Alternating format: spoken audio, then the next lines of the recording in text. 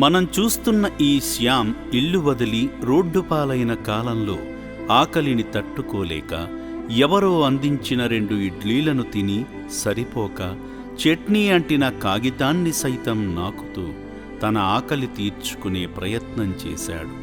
అలాంటి పరిస్థితుల్లో శ్రీ పుణ్యలింగేశ్వర స్వామి అనుగ్రహ భాగ్యంతో అమ్మా నాన్న అనాథుల పుణ్యక్షేత్రం ఆశ్రయాన్ని కల్పించింది.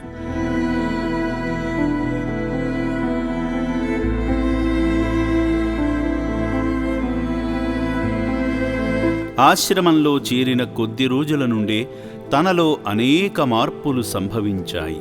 సత్యవ్రతుడైన శ్రీ పుణ్యలింగేశ్వర స్వామి శ్యామ్ని సంపూర్ణంగా ఆశీర్వదించాడేమో. అప్పటి నుండి ఆశ్రమ పనుల్లో నిమగ్నమైనాడు. చిన్న చిన్న పనులకు సహకరిస్తూ తన తెలివితేటలను మెరుగుపరుచుకుంటున్నాడు.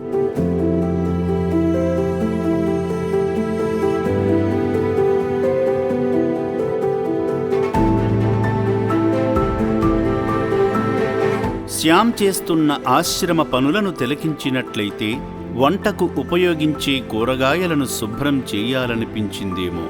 వాటిని చక్కగా నీళ్లలో కడిగి శుభ్రపరుస్తున్నాడు. చూడండి, ఎలా అలసిన మనస్సుతో అలా కూర్చునే కున్నిపాట్లు పడుతున్నాడు.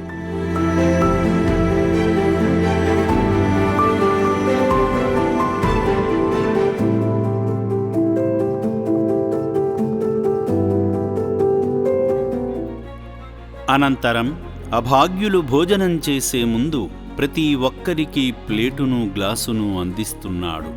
వినయపూర్వకమైన ఈ సేవ ఎంతో వినమ్రంగా కనిపిస్తుంది కదా. గౌరవంగా ప్లేట్లు పట్టుకుని సంతృప్తిగా భోజనం చేస్తున్నాడు.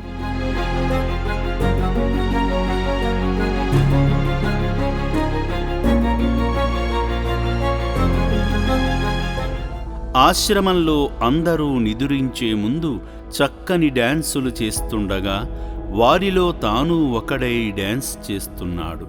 సేవా సిబ్బంది చెబుతున్న మాటలను శ్రద్ధగా ఆలకిస్తున్నాడు.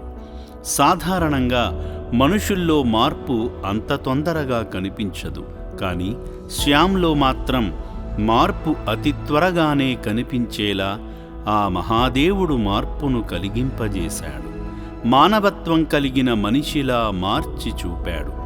తన మార్పుకు కారణమైన శ్రీ పుణ్యలింగేశ్వర స్వామి వారి మహిమను మనం కనులారా చూసే విధంగా శ్యామ్ జీవితం పూర్తిగా బాగుపడి మున్ముందుకు సాగాలని మనసారా కోరుకుందాము.